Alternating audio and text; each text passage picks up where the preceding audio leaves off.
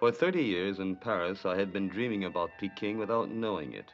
In my imagination, I could still see an illustration from a book I had looked at in my childhood without knowing exactly what it referred to. It was, in fact, a scene at the gates of Peking, the avenue leading to the tombs of the Ming emperors. Then one fine day, here I was. It's not very often that one can step into a picture belonging to one's childhood. Yet here I am on this Ming Avenue with the Ming camels like trussed chickens in their immobility, the Ming warriors, those unknown soldiers, the horses, the life-size Ming elephants, all sorts of animals 2 by 2 placed there to guide the traveler with no possibility of error to the precise spot where in fact the Ming emperors are not buried. Where they're buried, that's their own affair. A triumphal arch on a road leading nowhere that might well be the symbol of China. It's dawn. The gates of Peking are still draped in mist, as if the whole city were just coming out of a steam bath.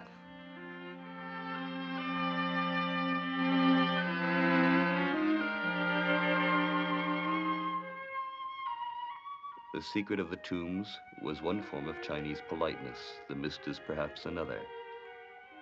This filmy veil that comes between people that prevents them from touching each other or staring at each other, this city at the bottom of the sea, this dusty light midway between water and silk, all this is still politeness, but it is already a form of painting.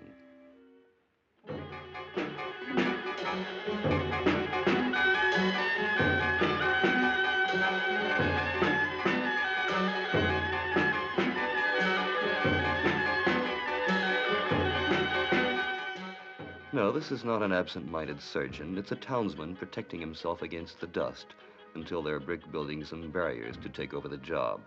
For the revolution was directed against the capitalists, but also against dust, disease, and flies.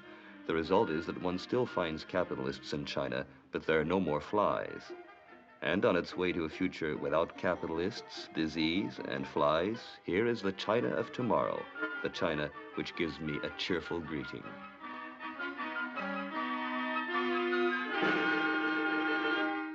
In the park where the China of tomorrow has led me, a Pekingese of today is doing his physical exercise. Here, the traditional sword takes the place of the Western dumbbells. The sword calls for more skill than the dumbbells, for with the same movement of the wrist, you have to whirl both something heavy, the sword, and something light, the silk tassel with its pom-poms. After proving his skill in this stylized violence, the Pekingese of today engages in a boxing match with one of his friends. The spectators tell me that this is Chinese boxing. One rarely hits or is hit. The whole skill lies in knowing when and how to dodge or to come to grips. When I ask who these energetic over-40s are, I am told quite simply that they're patients from a local hospital for whom physical exercise has been prescribed. Peking, the northern lake, the ancient winter palace of the emperors. Here I again find my children of the mist. They look half squirrel and half apple. Their appearance is so charmingly traditional that one has to make an effort to remember that 25 years ago, amidst the filth of the Peking streets, every morning, one found little red bundles, children that had died in the night. That was the time when our parents saved their tinfoil wrappers of the chocolate bars for the children in China. I can't delude myself into believing that our silver paper was of much help. But after all, for a Western conscience, there is something satisfying in the thought that one at least of these young athletes, lean as cats, may owe his existence to our mother's chocolate.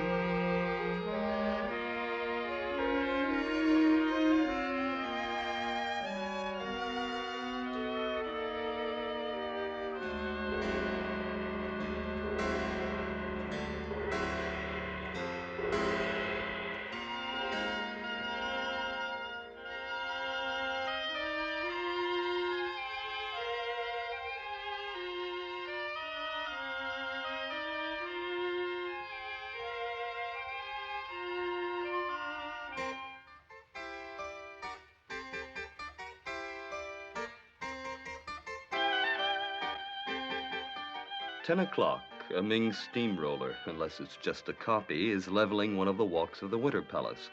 It's time to take a pedicab. those contraptions that have replaced the rickshaw and mingled with the hustle of the Chinese town.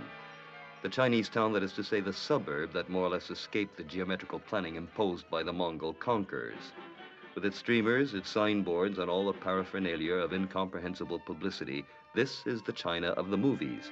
You'd expect to see Humphrey Bogart in a white suit coming out of an opium den, but there are no more opium dens, and lovers of the picturesque can always turn back to those fragments of old China that the flow of modern life still carries along with it.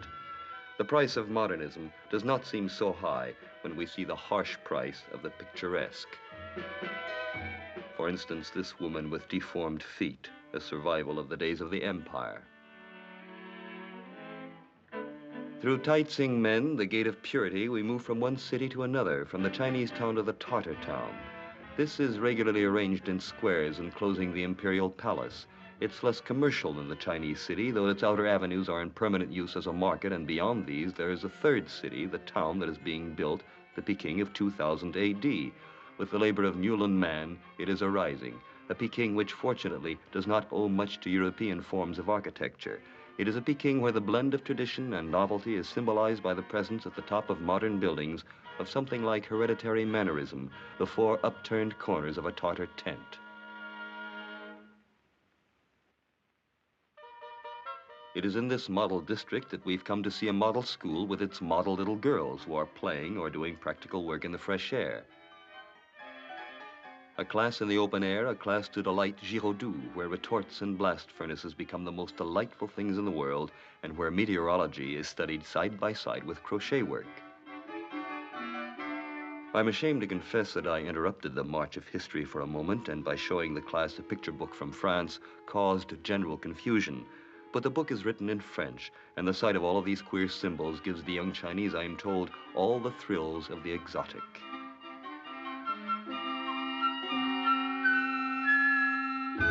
$11 o'clock. I've moved to another district, and here I am at the Bridge of Heaven.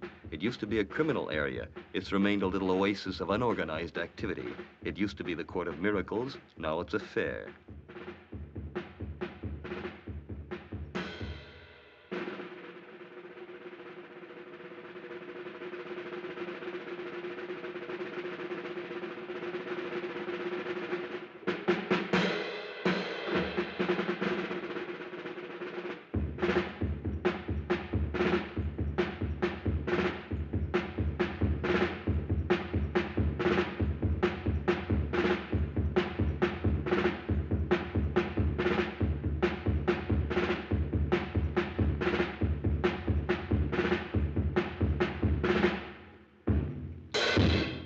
Midday and back in the street again.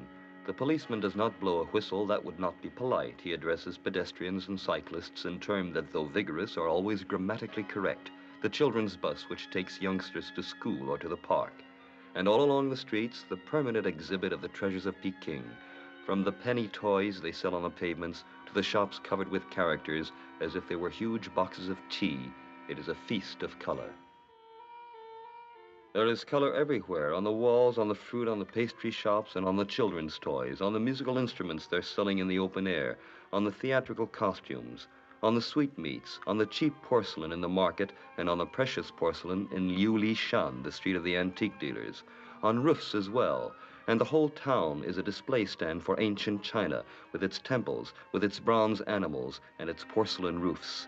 This is no longer the China of the movies. It's the China of Jules Verne's, of Marco Polo, and in this forbidden city, the golden center where the old imperial spider wove her web, in this forbidden city, now a museum close to the still white Peking cathedral, threatened symbolically by the horns of pagodas, one's imagination is caught up in history. One dreams of a fabulous China with a past more remote than the concealed faces of the moon, revealed only by the roosters crowing in the night and the she-lions staring at the sun.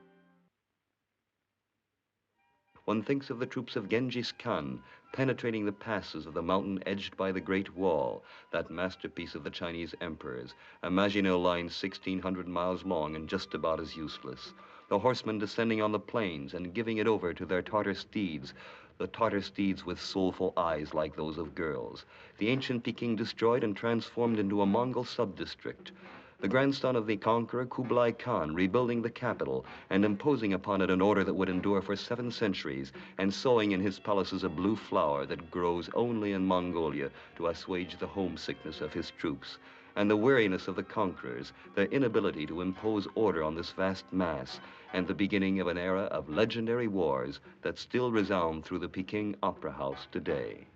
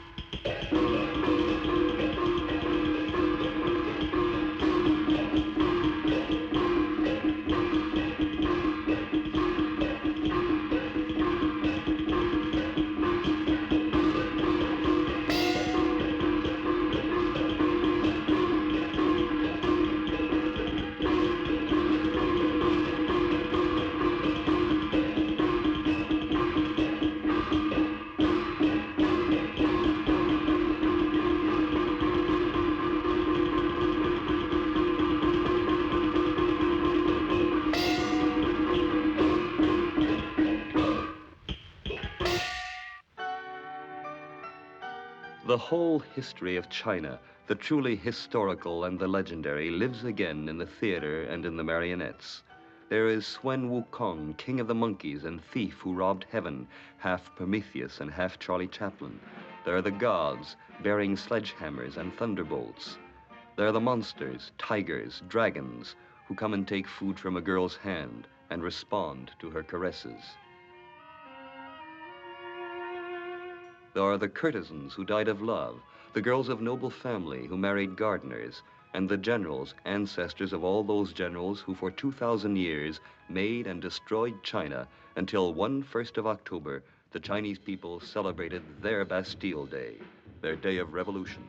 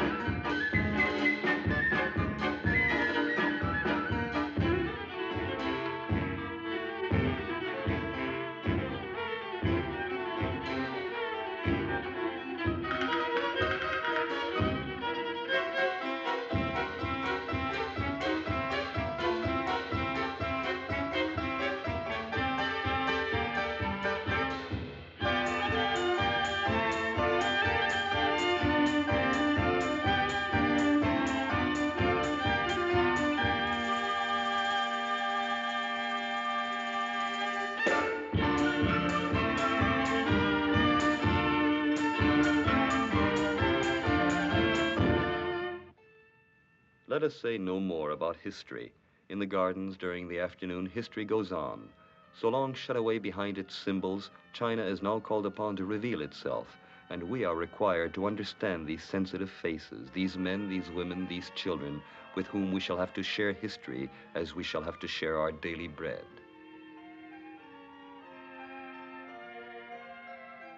This crowd, so truly human, delights in being face to face with animals. The zoo in Peking is full of visitors. Here is this crowd like a broad blue river with its pairs of lovers chatting tenderly about the 5-year plan.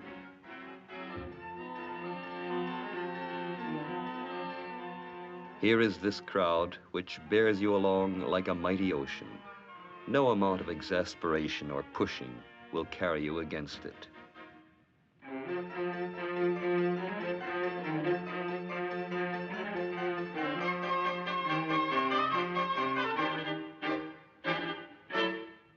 Around this bear, children are dancing to a little tune that will stay with me until the end of the afternoon.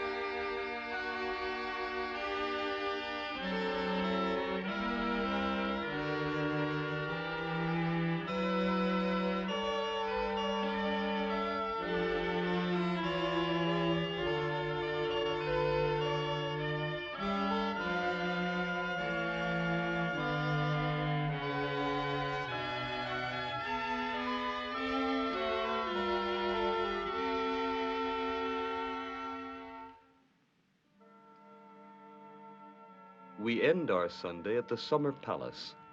The pioneers have taken possession of the islands. Their laughter and their songs are like birds in the silence.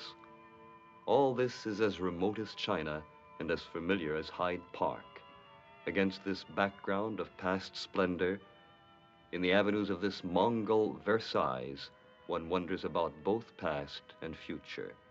But for my part, as I look at these scenes and take them in and listen to them, I just wonder at the close of this Sabbath day in Peking whether China itself is not the Sabbath of the whole world.